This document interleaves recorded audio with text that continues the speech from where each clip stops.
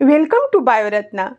Dear students, in our last session we discussed the class algae from the chapter Plant Kingdom. So our today's topic of discussion is Bryophyta.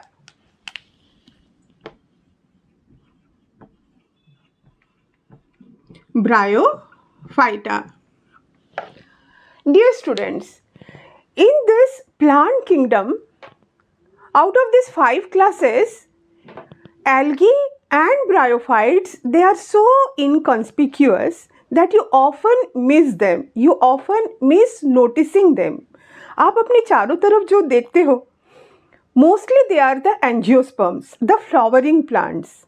They are big in size also. They may be tree, herb, shrubs, and they produce the beautiful flowers. And most of the students, if they are not bio students, they think of only the angiosperms as the only plants.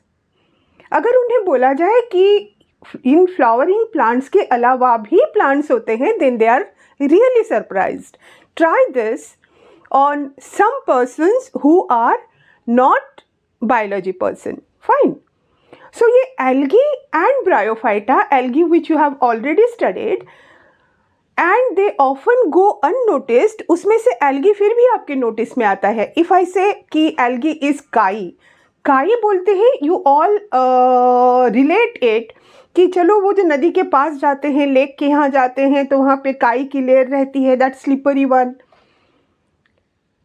That algae, but if we say that algae is kai, then it is like simplifying the things. Algae can be huge. ये आपने already algae पढ़ते समय पढ़ा है कि algae can be as big as 100 meters. Brown algae kelp आपने पढ़ा था.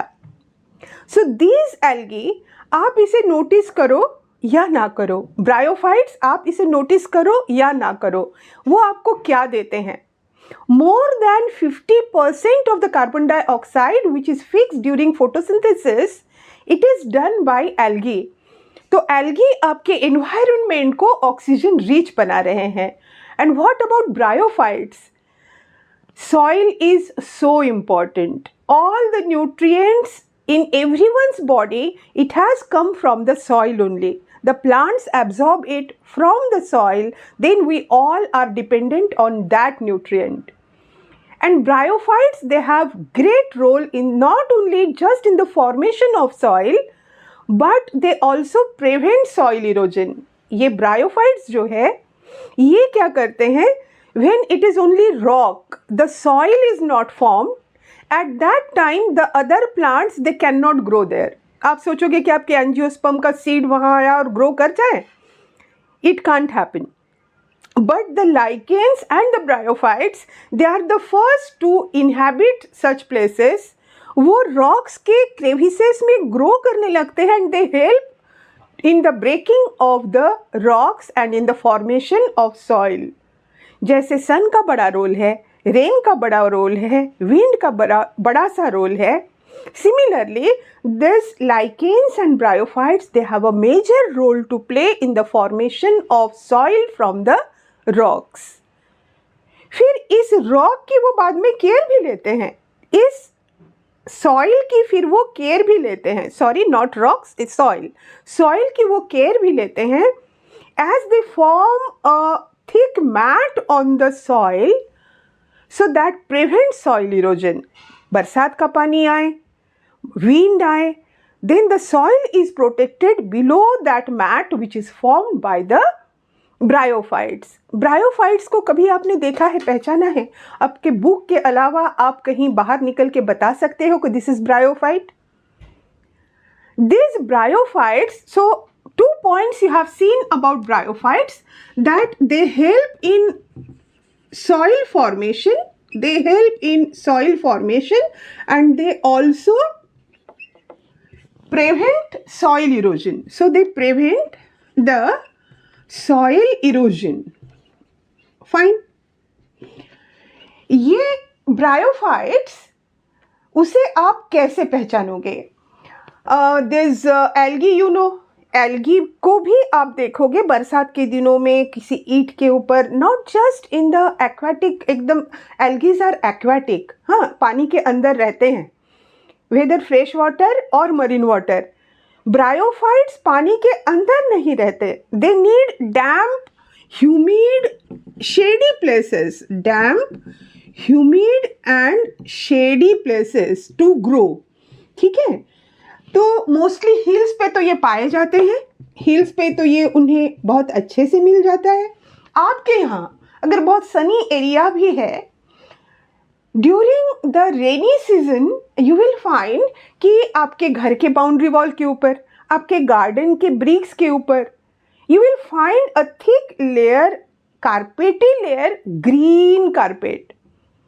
Is it algae or is it moss? Algae होता है स्लाइमी सा, चिपचिपा सा, but when you touch this layer, green carpety layer, ऐसे उसे प्रेस करते हो, it gives you the feeling of a green, for the feeling of a carpet, not that slimy one, एकदम सॉफ्ट सा, ड्राई सा carpet, carpety layer it is, it gives you a very nice feeling. तो वो आपको आपके garden में भी available हो जाएगा, आपके घर के बाउंड्री पर भी अवेलेबल हो जाएगा, और फिर थोड़ी देर बाद उसमें से उसके जो स्पोरोफाइट्स है, we are going to study the sporophyte, वो भी दिखने लगते हैं, नेकेड आई से दिखते हैं, जो छोटा सा निकला हुआ और उसका sporangia, that you can see. ठीक है, तो this is it's habit and habitat, habit and habitat. This is its habitat, that it needs damp, humid, shady place. It is called amphibian of plant kingdom. इसे क्या कहते हैं?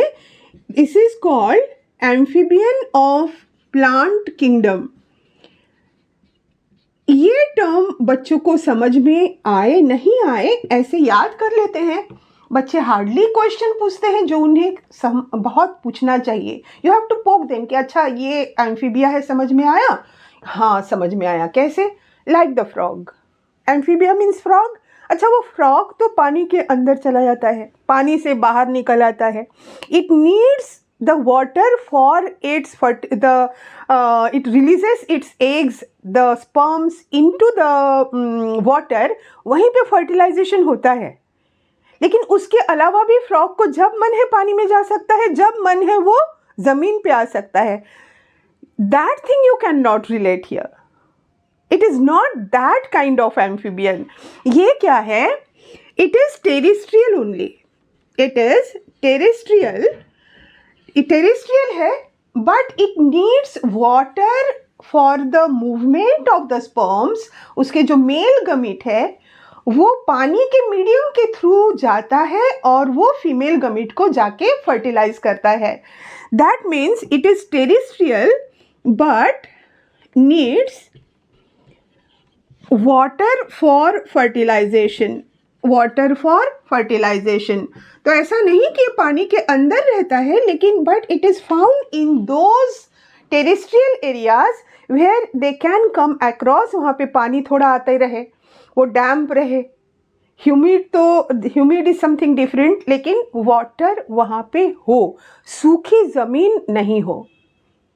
सो they are terrestrial but they need the water for the transport of the male gamete and the fusion of the male gamete with the female gamete. That is the reason why they are called terrestrial. Fine.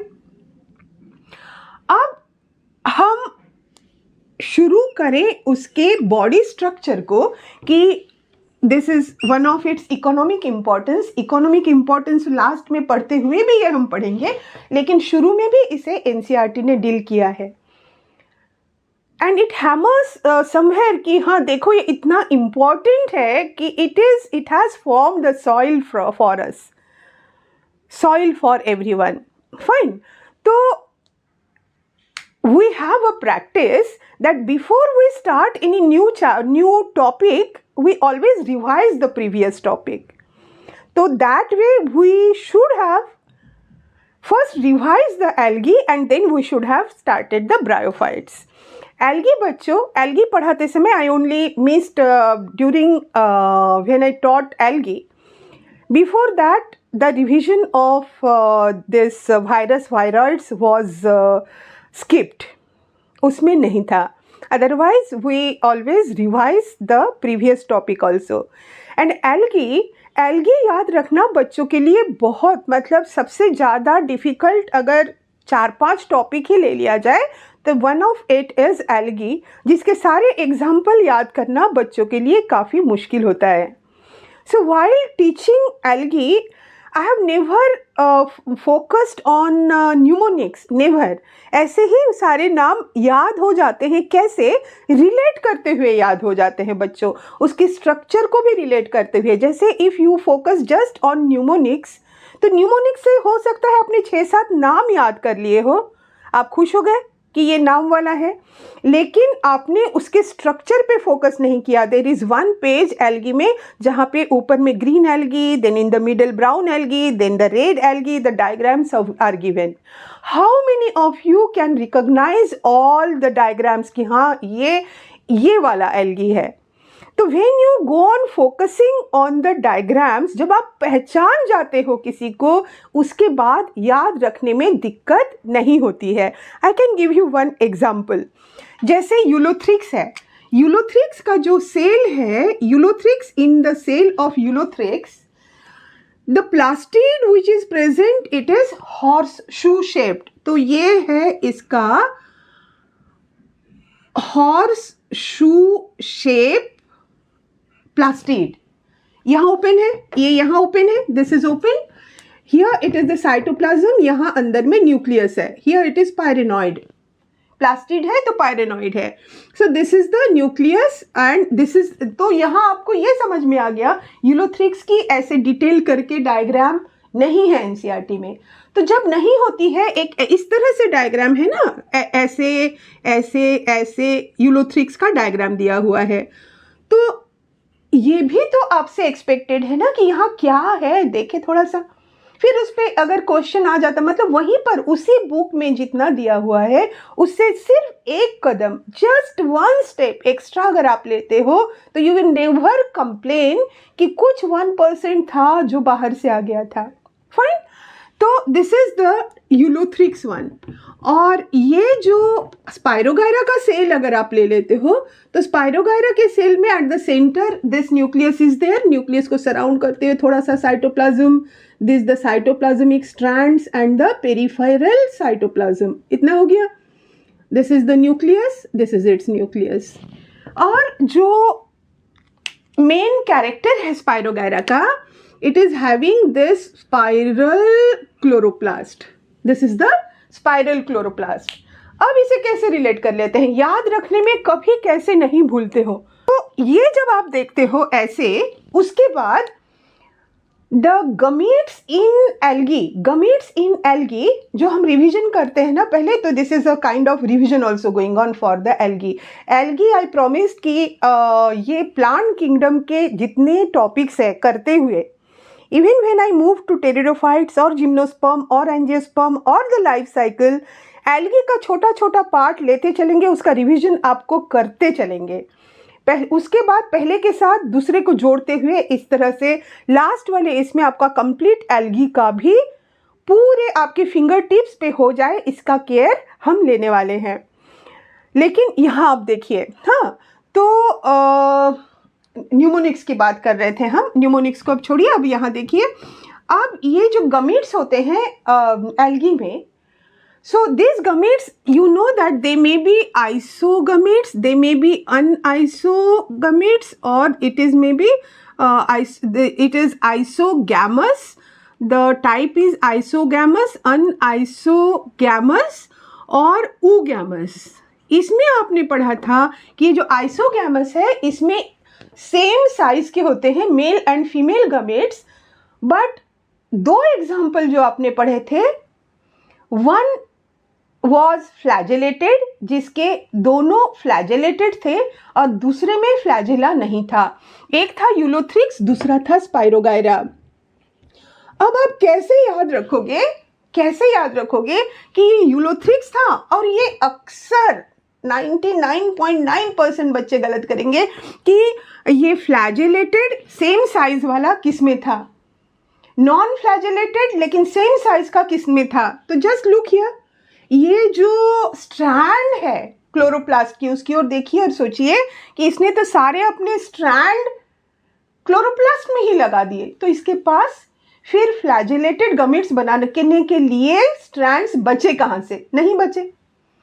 अब आप जिंदगी भर भूलने वाले हो, कोई mnemonics आप भूल जाओ, ये नहीं भूलोगे। प्लस जब आपको ऑप्शन दिए जाएंगे कि हाँ ये स्पाइरल क्लोरोप्लास्ट किसका है, उस समय भी आपको, या ये हॉर्सशू शेप्ड प्लास्टिड किसका है, then it is crystal clear, आपके आंखों के सामने आपको दिखाई देगा कि वो ऐसा है। तो ये एक एग्जाम्पल, एल्गी की रिवीजन हम लोग स्लोली ही करेंगे। आज के लिए यही रिवीजन रहा आपका कि द आइसोगैमस गमीट्स के जो दो एग्जाम्पल है, one is Ulothrix and one is Spirogyra. जो यूलोथ्रिक्स वाला है, it is flagellated same size both gametes, and in case of Spirogyra it is non-flagellated of same size. Non-flagellated क्यों? क्योंकि उसने अपने सारे strands ये क्लोरोप्लास्ट बनाने में लगा दिए, like that. Fine. अच्छा, so what we were discussing? We were at the उसका हैबिटेट हमने देख लिया, why they are called amphibians of plant kingdom, that also we have seen. अब हम देखते हैं उसकी बॉडी कैसी होती है। ठीक है, उसकी बॉडी कैसे होती है ब्रायोफाइट्स की। उससे पहले एक चीज़ देख ले, ब्रायोफाइट को दो ग्रुप्स में डिवाइड करते हैं ना। वन इज लिवरवर्ट, जितना आपके एनसीईआरटी में है ना, तो लिवरवर्ट, और दूसरा है moss, liverwort and moss. This are the two groups, liverwort और moss.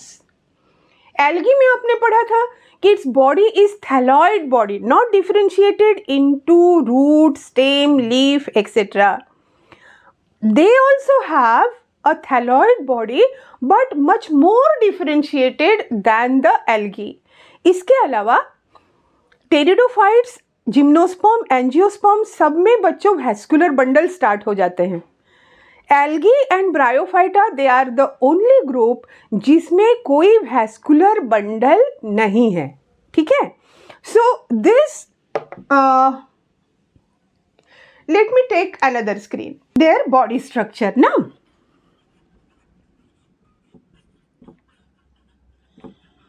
These liverworts, students, these liverworts, their body is much less differentiated than mosses.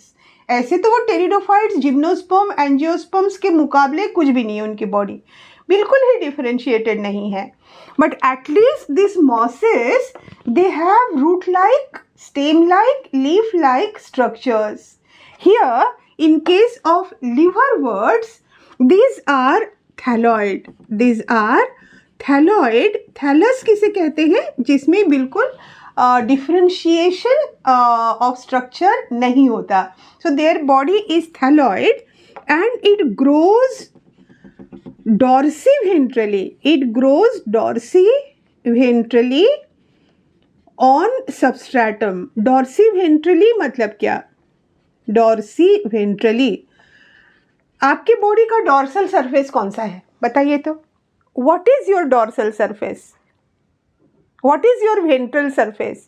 Which one is your lateral surface? Lateral तो आप बता दोगे कि laterally जो है that is lateral. Imagine the cow, those organisms which are on the 4 feet।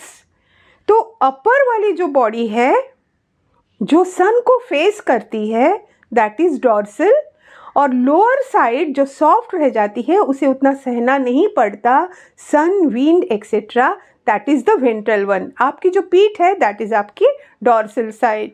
Fine, तो ये जो है this is substratum, this is its dorsal side, this is its ventral side. ये ऐसे सबस्ट्रेटम पे ग्रो करता है and from its lower side यहाँ से यूनिसेल्यूलर हेयर्स निकलते हैं। सो इट्स स्ट्रक्चर इज आप इस लिवर वर्ट में बनाते हो कि ये इस तरह से इसकी बॉडी ऐसे ही सबस्ट्रेटम पे पैरेलल ग्रो कर रही है, ठीक है। This is the body of the liverwort, ये ऐसे यहाँ पे ग्रो कर रहा है। And then there are some buds also, कुछ उसके असेक्सुअल रिप्रोडक्शन के लिए कुछ बर्ड है जो हम बाद में देखेंगे, अभी इसका मेंशन नहीं। Fine, so this is it's prostate body, this is it's thalloid body which is growing in a prostate way. It is a prostate, सीधा नहीं है, जो ऐसे लाई डाउन करता है, that is called prostate. This example is Marchantia, this is Marchantia. और इसके जो कि थोड़े से डिफरेंशिएटेड भी होते हैं, इसकी कुछ डिफरेंशिएटेड, इसमें ऐसे ब्रांच, ऐसे इसमें टू लाइन में इस तरह से लीफी स्ट्रक्चर्स प्रेजेंट होते हैं। What about moss?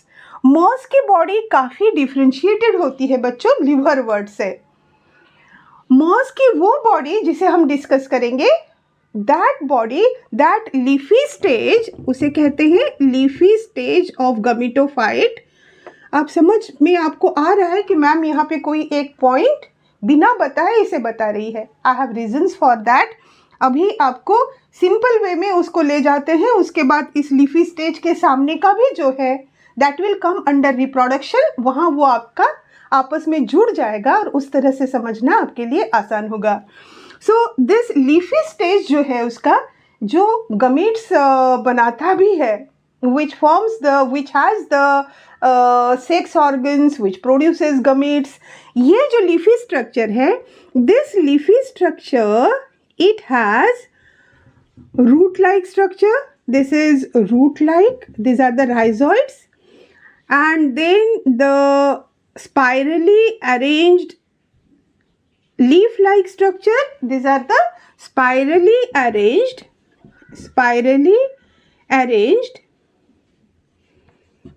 leaf-like structure, and this is the stem-like structure. This is the diagram of funaria. This is funaria. Done. और इसी फ्यूनेरिया में, इस फ्यूनेरिया के डायग्राम याद रखें, बाद में भी बनाएंगे, लेकिन इसी फ्यूनेरिया में एट द टॉप यहाँ पे एपेक्स पे, फिर यहाँ पे बनेंगे उसके sex organs, antheridia and archegonia. और इसमें सेक्स ऑर्गन्स कहाँ है?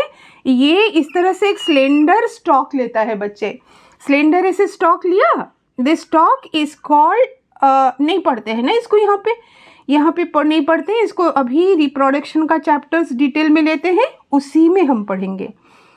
तो बना दिए हमने सारे स्ट्रक्चर, ये रिप्रोडक्टिव स्ट्रक्चर है, इसे हम रिप्रोडक्शन में डील करते हैं। Now we see the asexual reproduction in this liverworts. Now we see the asexual reproduction. What happens? This structure on their thallus, this is a gemma cup. This is a gemma cup. A cup-like depression is there, which this is green. This cup is also multicellular. और इसमें जो बनते हैं ये birds, these gemma birds, they are also green and multicellular. तो asexual reproduction in liverworts, ये जो liverwort है, it is by gemma bird in gemma cup, in gemma cup. ये उस प्लांट बॉडी के साथ बॉडी से डिटैच हो जाते हैं. When they detach from the parent body, then they grow into a new, they form a new thallus. नया वाला बॉडी ये बना देते हैं. This is the asexually, ये इस तरह से बर्ड से करता है. और एक वेजिटेटिव रिप्रोडक्शन है इसका, वो है फ्रैगमेंटेशन से. Vegetative bye fragmentation. फ्रैगमेंटेशन तो कर ही सकता है जब तक बॉडी वेल डिफ्रेंशिएटेड नहीं हो जाती है. ऐसे नहीं हो सकता कि आपका एक कान अलग हो गया और कान ने दूसरा पूरा बॉडी बना दिया. But when the body is not differentiated, जैसे एल्गी में डिफ्रेंशिएटेड नहीं था, जैसे यहाँ डिफ्रेंशिएटेड नहीं है, तो it can form same types of fragments, and then each fragment has that memory in its genetic material how to grow into a full grown adult body. So vegetative reproduction by fragmentation is there. ये algae में भी था और ये bryophytes में भी है. And this gemma birds. Fine.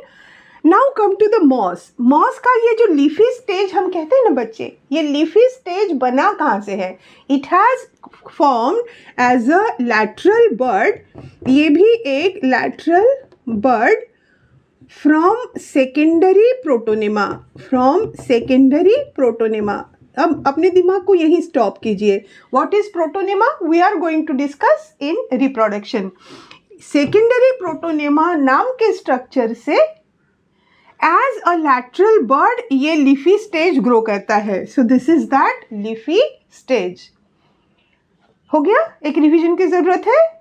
This is Marchantia. It is a liverwort. It has a thalloid body. It grows dorsiventrally on the substratum. It has gemma cups. It has the sex organs also. The sex organ अलग अलग थैलाई पे भी हो सकती है, same थैलाई पर भी हो सकती है. This is much differentiated moss. Example is Funaria. It is having root-like, stem-like and spirally arranged leaf-like structures. Now we come to the most important one बच्चे, that is its reproduction. जहाँ हम haploid, diploid, haplontic, diplontic बहुत सारी चीज़ें, what is haplodiplontic life cycle इसकी है, haplodiplontic वो देखने वाले हैं. तो शुरू किया जाए. Now we see the sexual reproduction in bryophytes. अब ये sexual reproduction समझने के लिए बच्चों आपको कुछ terms बहुत अच्छे तरह से समझने बहुत ज़रूरी है. One is mitosis. इतना याद रखिए यहाँ कि mitosis में क्रोमोसोम नंबर जो है, mitosis is a type of cell division. When a cell divides by mitosis, अगर समझो उसके पास 10 क्रोमोसोम है तो वो अपने दोनों वो डिवाइड होके जब 2 सेल बनाता है, then each of the daughter cell will have not 5 and 5 but 10 and 10 chromosomes. So mitosis is equational division. हो सकता है ये equational अभी 11th में हो बच्चों. आप ये इक्वेशनल मतलब सेम क्रोमोसोम डॉटर सेल में जाए, ये आपको समझ में नहीं आए तो आई एम राइटिंग हियर कि the daughter cells have same number of chromosome as the parent cell. Fine. Another is meiosis. ये मियोसिस क्या है? Meiosis is another type of cell division जहाँ पे when the cell divides by meiosis it forms 4 cells. Mitosis से divide करता है तो एक बार में 2 सेल बनाता है. Meiosis से divide करता है तो meiosis repeatedly 2 बार divide करता है एक सेल. 1 से 2, 2 से 4, then it stops. So this meiosis, it is called reductional division. This is reductional division. ये 3-4 टर्म्स में जितना समय लगा लोगे इसका रिप्रोडक्शन आई टेल यू तुरंत हो जानी है. उसमें आपको बिल्कुल ही कोई समय नहीं लगना है. So meiosis is reductional division where what happens, the daughter cells have half the number of chromosomes than the parent cell. Than the parent cell is understood there ना बच्चा, उसे थोड़ा ये कर लो, ठीक है. अब एक है haploid and diploid. Haploid and diploid. बच्चों, you are in class 11th. 11th is that stage जब आपका नीट में तो 11th and 12th दोनों का कोर्स आता है. 11th is that time जब एक तो 11th का कोर्स भी बहुत ज़्यादा मुश्किल है 12th से. जब आप 11th में हो और उस समय आपके पास टाइम है कंसेप्ट बिल्ड करते जाने का, तो every Sunday At Bioratna, there is every Sunday is devoted to concept building. जैसे मंडे, वेंसडे और फ्राइडे, इन 3 दिन तो हम लोगों का आता है, लेक्चर्स आते हैं अलग अलग, लेकिन संडे को वो जो हफ्ते भर में पढ़ाए गए उसमें कोई भी डिफ़िकल्ट अगर कंसेप्ट हो उसे उठा के उसे क्लियर किया जाता है. लास्ट सेशन वाला अगर आप कंसेप्ट बिल्डिंग वाले संडे सेशंस मिस करते हो बच्चों, डोंट डू दैट. उसे पढ़ते जाइए. इस बार के संडे सेशन में आपको पूरा हैप्लॉइड डिप्लॉइड को डील करते हुए, माइटोसिस मियोसिस को डील करते हुए, उसे ब्रायोफाइट टेरिडोफाइट के लाइफ साइकिल के साथ रिलेट करते हुए समझाया था. आपको उसमें बहुत अच्छा लगेगा, बहुत मज़ा भी आएगा और आपके सारे कंसेप्ट्स उसमें क्लियर हो जाएंगे. आपको लिंक डिस्क्रिप्शन बॉक्स में दे दूंगी, please go through it. Her Sunday का सेशन जो होता है उसमें आप ज़रूर देखा कीजिए. फाइन. हैप्लॉइड क्या होता है? Haploid means 1 set of chromosome. जैसे बच्चों को बोल दो 1 सेट ऑफ क्रोमोसोम, तुरंत सर हिला के वो चुप हो जाएंगे. उनको लगेगा हाँ 1 भी मैं जानता हूँ, 1 is 1, सेट भी जानता हूँ और क्रोमोसोम भी जानता हूँ. कुछ नहीं जानते आप. 1 सेट ऑफ क्रोमोसोम. सेट का मतलब क्या? तो जैसे आप पढ़ रहे हो पीसीबी ना, पीसीबी अगर पढ़ रहे हो तो आप लेके 11th में आपके पास 5 सब्जेक्ट है, पीसीबी, इंग्लिश और एक ऑप्शनल. जब आपने सबकी एक एक बुक खरीद ली, सपोज एनसीईआरटी की आपने ये बुक्स खरीद ली, इसका मतलब आपके पास एक सेट हुआ, एक कंप्लीट सेट. जितना ज़रूरी है आपको वो एग्ज़ाम क्लियर करने के लिए, 11th का आपका एग्ज़ाम क्लियर करने के लिए जितनी इन्फॉर्मेशन आपको चाहिए वो जितने बुक्स में है, रिलेट कीजिए सेल के साथ, वो जितने क्रोमोसोम्स में है. Like our 1 set is 123 chromosomes, not 23 pair, 23 chromosomes. 23 chromosomes में पूरी इंफॉर्मेशन है कि हाँ इसकी बॉडी चलते रहे, ज़िंदगी भर ये ऐसे काम करते रहे, अपने ऑफस्प्रिंग्स को सारे कैरेक्टर्स पास करते रहे, इसके लिए क्या क्या इंफॉर्मेशन चाहिए. उसमें से अगर एक भी बुक यहाँ से आप निकाल लेते हो, जो बुक आपके पास नहीं हो, भगवान न करे अगर नहीं हो, तो फिर उसकी इंफॉर्मेशन गायब हो जाएगी. Same here. तो 1 सेट मतलब कंप्लीट. हर ऑर्गेनिज्म के लिए इसलिए डिफरेंट है, हर किसी की इंफॉर्मेशन सेम तो नहीं है. तो everyone has different number of chromosomes कि हाँ मेरी सारी इंफॉर्मेशन 10 क्रोमोसोम में पूरी हो गई, मेरी 19 में हो गई, मेरी 23 में हो गई, लाइक दैट. तो that is 1 set of chromosome. And diploid is 2 set of chromosome. 2 set मतलब क्या जान रहे हो? वही सेम बुक ली आपने, ये जो सेम सब्जेक्ट के लिए आपने पी सी बी ई और ऑप्शनल, लेकिन अब आपने दूसरी थोड़ी आप एनसीईआरटी की लेने वाले हो. फिर आपने एक दूसरी, सपोज आपने रिफ्रेशर ले लिया, तो आपके पास ये एक दूसरी सेट हो गई. यहाँ 2 सेट कैसे हो जाते हैं सेक्सुअली रिप्रोड्यूसिंग ऑर्गेनिजम्स में? एक फादर से एक सेट, एक मदर से आके जाइगोट बना, तो उसमें सारे 2 सेट आ जाते हैं. फाइन. तो this is haploid and this is diploid. ठीक. और एक इंफॉर्मेशन आपको ये चाहिए, वो ये कि गमीट्स जो होते हैं बच्चों, gametes are always haploid. Gametes are always haploid.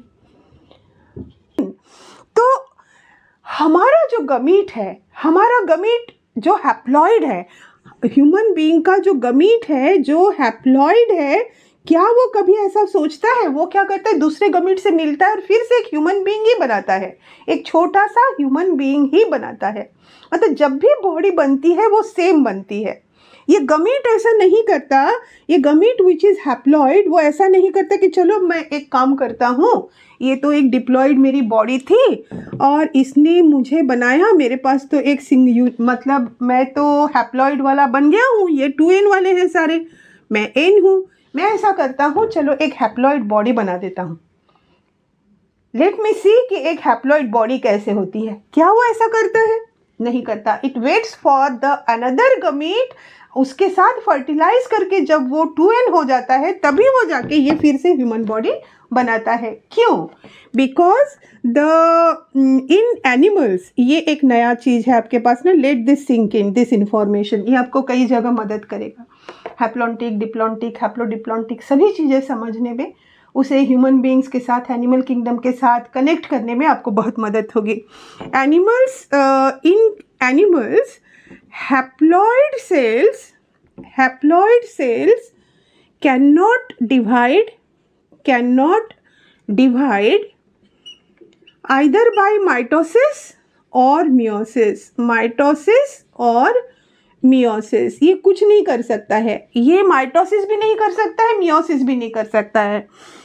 इसकी ये पावर नहीं है, इसके पास, गमीट के पास ये पावर नहीं है कि वो माइटोसिस करते हुए एक बॉडी बना दे, तो ये एडवेंचर उसके लिए बंद है। और मियोसिस क्यों नहीं कर सकता? मियोसिस इसलिए नहीं कर सकता है कि उसके पास एक ही सेट ऑफ बुक है, उसके पास सिर्फ एक एनसीईआरटी की सेट है, उसके पास कोई भी उसका दूसरा बुक नहीं है, उसमें से कोई भी बुक उठा के वो किसी को नहीं दे सकता। उसी तरह से ये जो हैप्लॉइड है, अगर वो मियोसिस करेगा तो उसके नंबर आधे हो जाएंगे ना, तो उसके तो आधे बुक्स उड़ गई सारी, वो भी नहीं हो सकता। तो इन केस ऑफ एनिमल्स ये मियोसिस भी नहीं करता और ये माइटोसिस भी नहीं करता। कौन? गमीट नहीं करता। Gamete in case of animals, मतलब गमीट्स की जगह आप ये वर्ड यूज करो कि हैप्लॉइड सेल्स ह्यूमन बीइंग में डिवाइड नहीं करते, उसे फिर दूसरे गमीट से मिलके डिप्लॉयड होना है, तब जाके वो डिवाइड करेगा। But here in plants haploid cell भी माइटोसिस कर सकते हैं, डिप्लॉयड सेल भी माइटोसिस करते हैं, तो फिर वो एक एडवेंचर प्रोसेस में चले जाते हैं, जहाँ पे सपोज ये ब्रायोफाइट की एक बॉडी है, ये एक ब्रायोफाइट की ये बॉडी है, उसके लाइफ में हर प्लांट के जो 5 ग्रुप्स है बच्चों, algae, Bryophyta, Pteridophyta, gymnosperm, angiosperm, हर किसी के लाइफ साइकिल में एक डिप्लॉयड स्टेज होती है। डिप्लॉयड आप समझ गए, डिप्लॉयड होती है, जैसे नहीं समझो यहाँ देखना, डिप्लॉयड स्टेज होती है और एक हैप्लॉयड स्टेज होती है। और कुछ मेंबर्स ऐसे हैं जो क्या करते हैं कि चलो हैप्लॉयड वाला भी सोचता है कि चलो मैं भी एक बॉडी बना लूँ, डिप्लॉयड वाला सोचता है कि मैं भी एक बॉडी बना लूँ, तो जो हैप्लॉइड वाला जो बॉडी बनाता है उसे कहेंगे गमीटोफाइट, गमीटोफाइट। और जो डिप्लॉयड, तो दिस इज ऑलवेज, इसके सारे सेल रहेंगे हैप्लॉइड। और डिप्लॉयड वाली जो बॉडी अगर बनेगी तो that is sporophyte, sporophyte, this is diploid. और ये ब्रायोफाइट और टेरिडोफाइट क्या करते हैं, किस तरह से दो तरह की बॉडी बना देते हैं, let us see in detail. देखो बच्चों, this information I have kept as it is because it is going to help you tremendously during your this journey of understanding the life cycle of bryophytes. ये bryophyte की जो body है, here I have drawn Mercantia and Funaria which we have already discussed. Fine. So this Mercantia is a liverwort and Funaria is a moss. Now the main body of bryophytes is a gametophyte. अभी main body मतलब क्या? हमने अभी पढ़ा कि ये 2 तरह की बॉडी बना देता है, एक हैप्लॉइड बॉडी भी बना देता है, एक डिप्लॉइड बॉडी भी बना देता है। क्यों? क्योंकि प्लांट सेल में ये पावर है, हैप्लॉइड सेल्स भी डिवाइड कर सकते हैं, डिप्लॉइड भी डिवाइड कर सकते हैं। किसे हम मेन बॉडी कहेंगे? हम उसे मेन बॉडी कहेंगे अगर हैप्लॉइड स्टेज ज़्यादा ड्यूरेशन के लिए है उसके लाइफ टाइम में, then it is called the main body.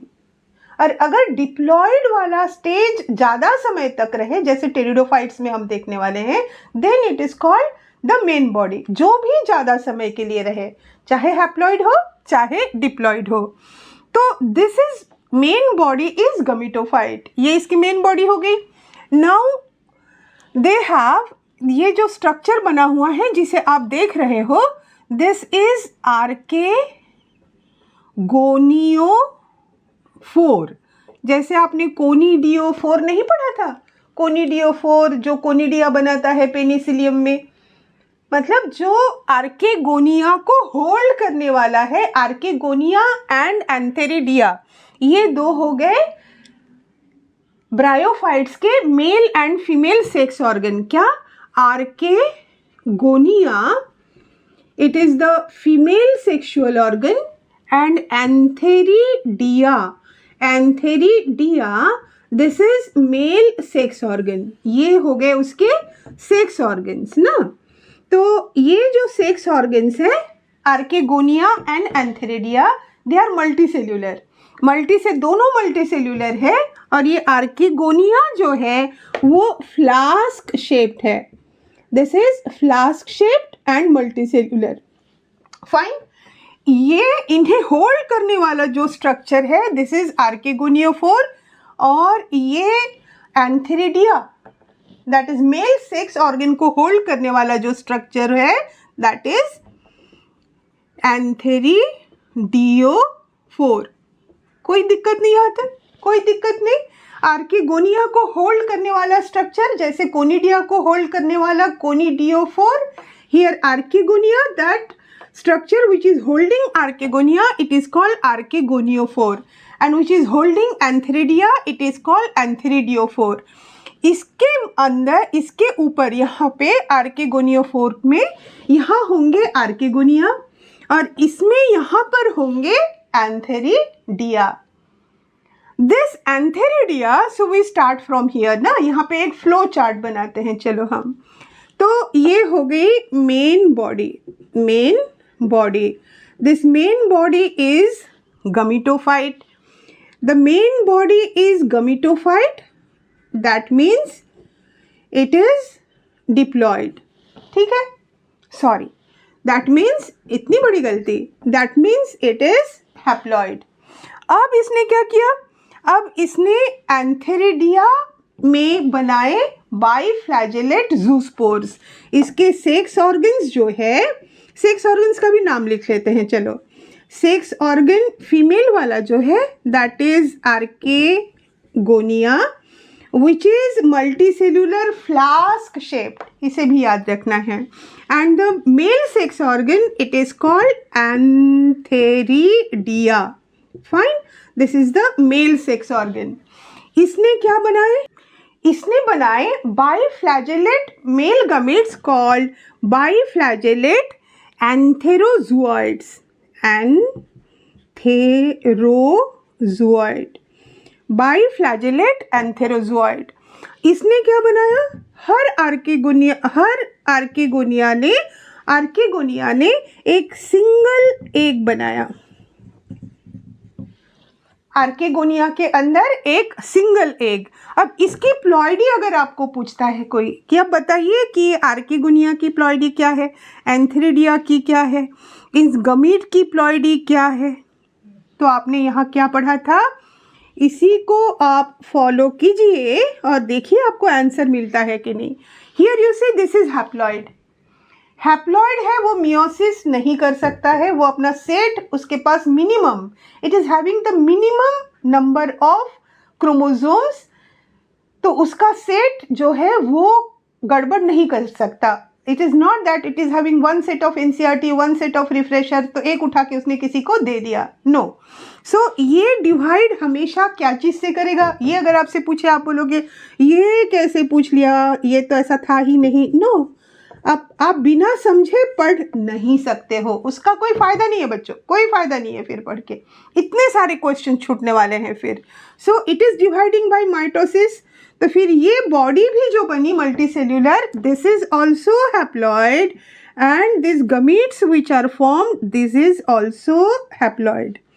So this single cell egg is also haploid, this is also haploid.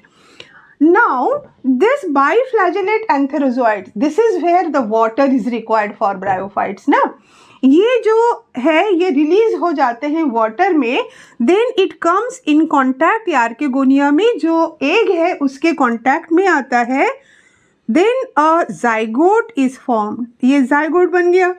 अब जोड़िए 1n + 1n, so the zygote is 2n। कोई दिक्कत यहाँ तक, कोई दिक्कत? ये जायगोट बन गया डिप्लॉयड। अब ये जो डिप्लॉयड बन गया, अब है बड़ी सी प्रॉब्लम, देखो question mark question mark question mark. Zygote is diploid and main body is haploid. ये क्या करता है, अभी ये एक फर्दर बॉडी बना देता है, एक अलग ही बॉडी बना देता है। जैसे एक ये से मैंने यहाँ पे रखा हुआ है फ्यूनेरिया, इसमें आप देखते हो कि ये जो जाइगोट है it will divide by mitosis not meiosis. ये मियोसिस के चक्कर में नहीं जाता है, बोलता चलो ये गमीटोफाइट की एक मेन बॉडी थी, मैं भी एक मेन बॉडी बनाता हूँ।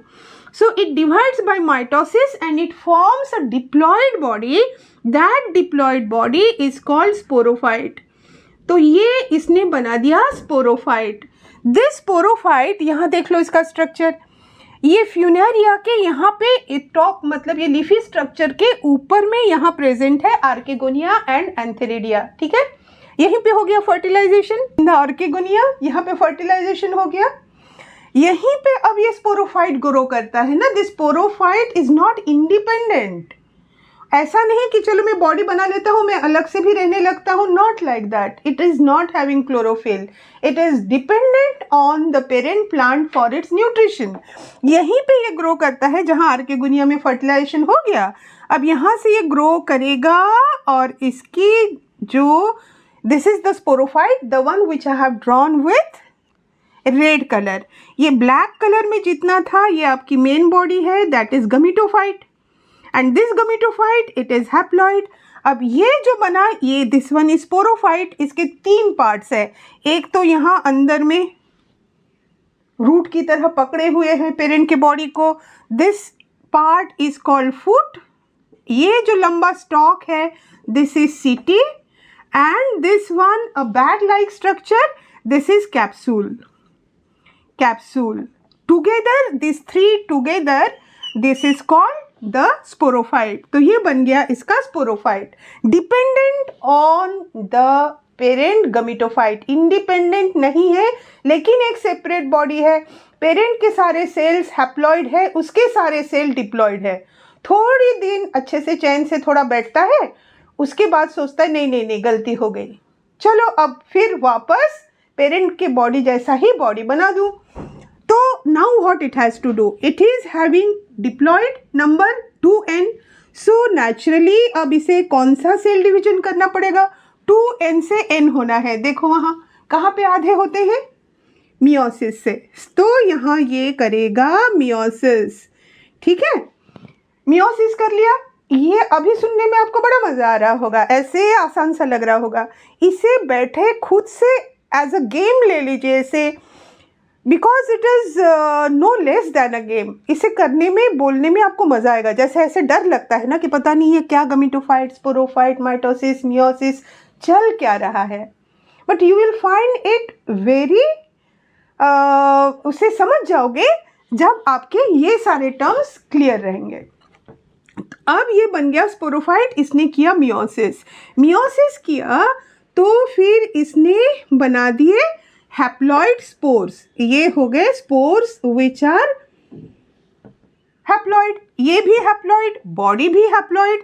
तो ये सीधे इन केस ऑफ लिवरवर्ट्स, लिवरवर्ट में तो ये स्पोर्स जर्मिनेट होते हैं, तो ये तुरंत बना देंगे मेन पेरेंट बॉडी जैसा। ये पॉइंट कर रहे हैं पेरेंट की तरफ, ये पेरेंट थोड़े बनता है, मतलब ये पेरेंट की तरह एक दूसरी बॉडी बना देता है। सो these spores in case of liverworts when they germinate they form the parent like body। बन गए, liverwort की लाइफ साइकिल खत्म हो गई। अब ये मॉस के लिए आपको अलग से थोड़े ही पढ़ना है बच्चों, इतने सारे स्टेप्स तो इसके सेम है। अब इसके जब ये स्पोर्स है, ये स्पोर्स जब जर्मिनेट होते हैं, ये स्पोर्स जब जर्मिनेट होते हैं तो वो सीधे ऐसी बॉडी नहीं बनाएंगे। वो क्या बनाते हैं, वो एक स्ट्रक्चर बनाते हैं जिसे हम कहेंगे प्रोटोनीमा। दिस प्रोटोनीमा, ये इंडिपेंडेंट है, किसी पे डिपेंडेंट नहीं है, क्योंकि स्पोर्स जो यहाँ पे बने, अच्छा ये बोलना भूल गए ना आप लोगों को, ये स्पोर्स बने कहाँ पे, स्पोर्स बन गए यहाँ कैप्सूल के अंदर।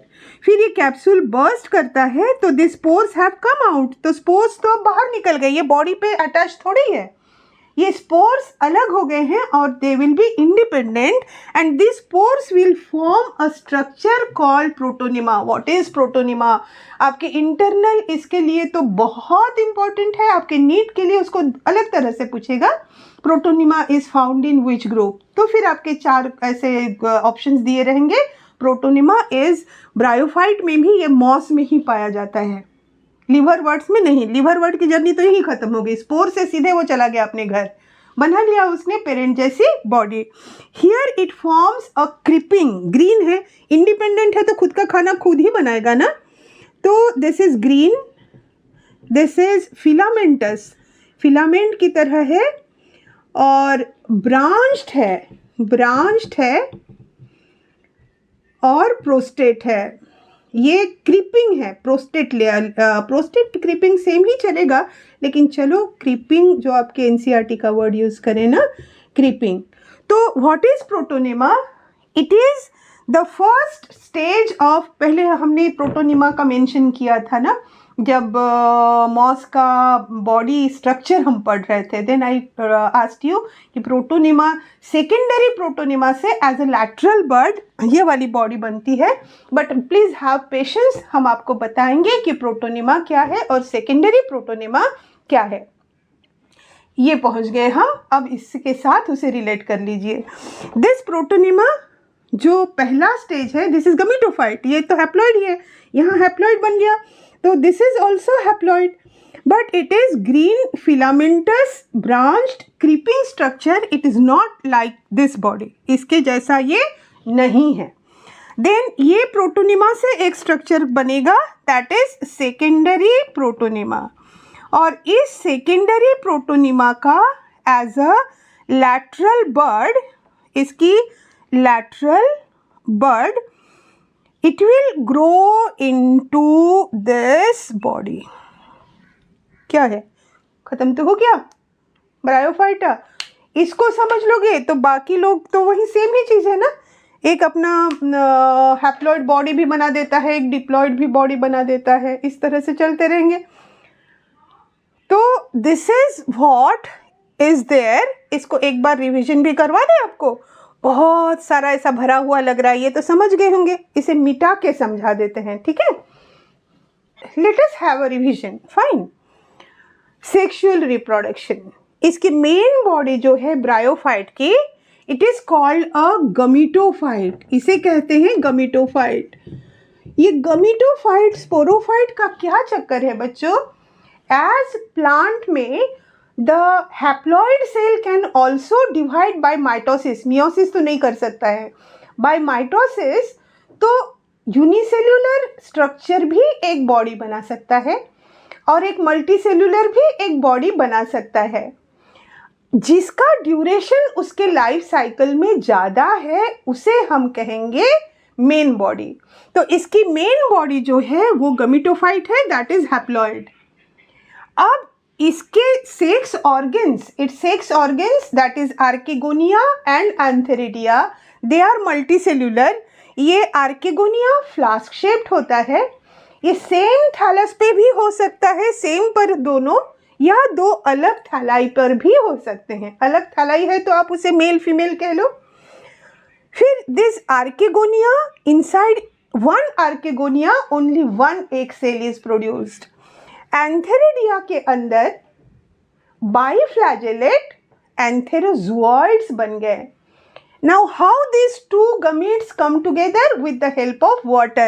This biflagellate word is very important ना, कि इसका एंथेरोजोइड कैसा होता है, फ्लैजेलेट होता है नहीं होता है, एक ही फ्लैजेला है, 2 फ्लैजेला है, आपके इंटरनल एग्जाम्स हो चाहे नीट हो, this is very very important, fine.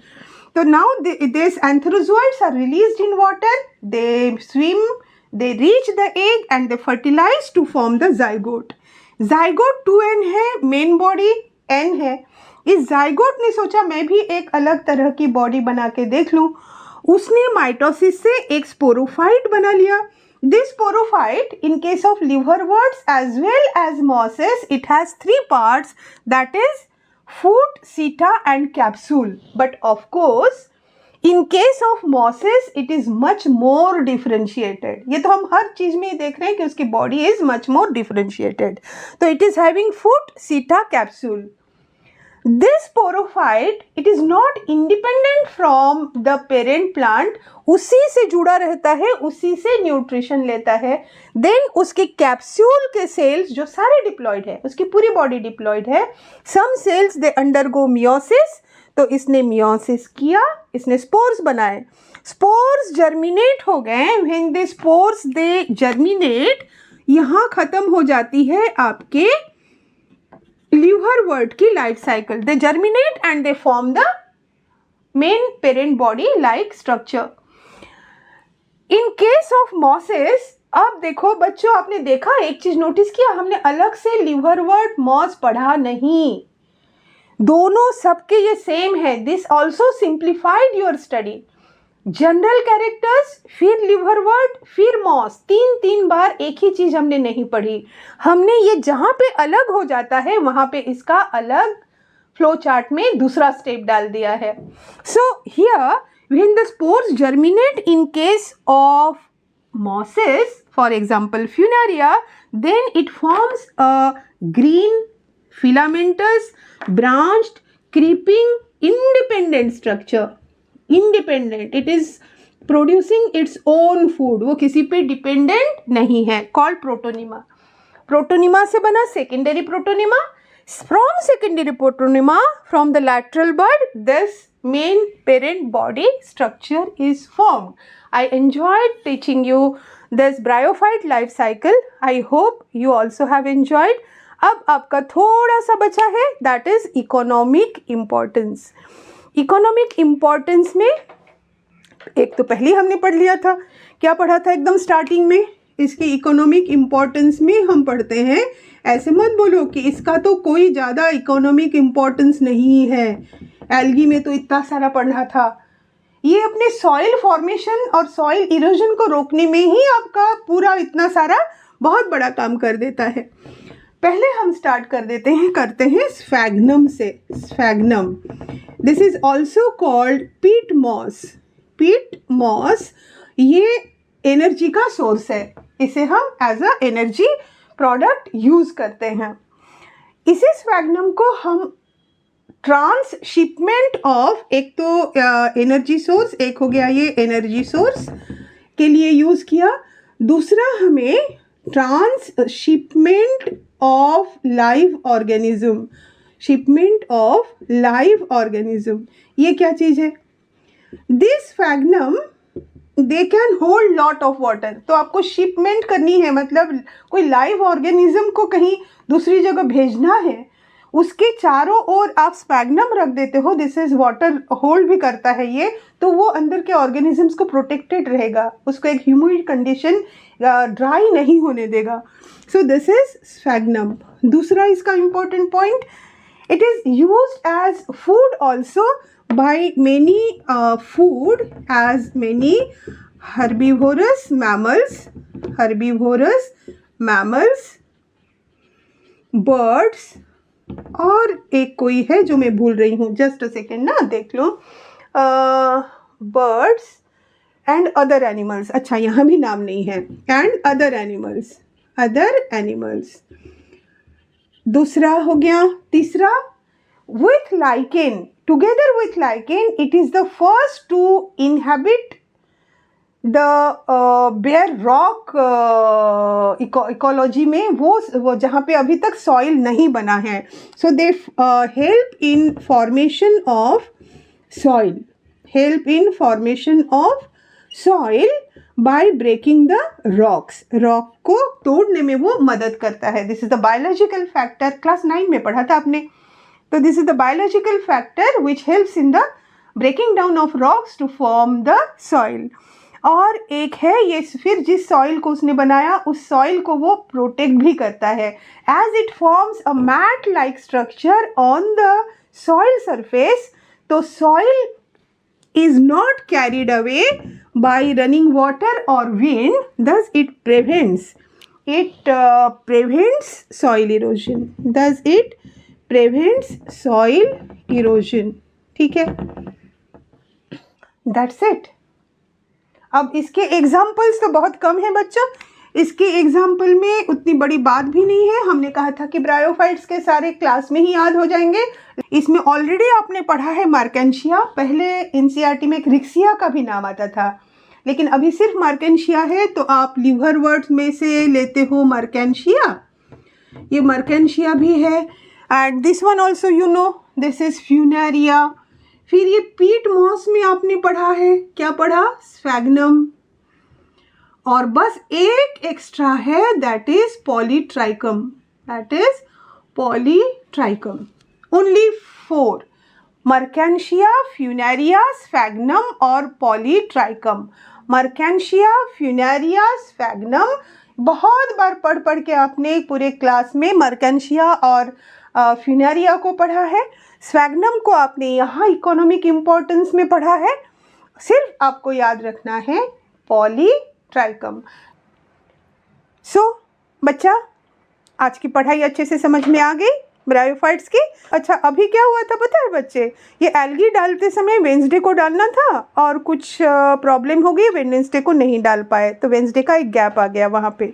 So get the link for DPP and the notes in the description box. See you day after tomorrow. All the best.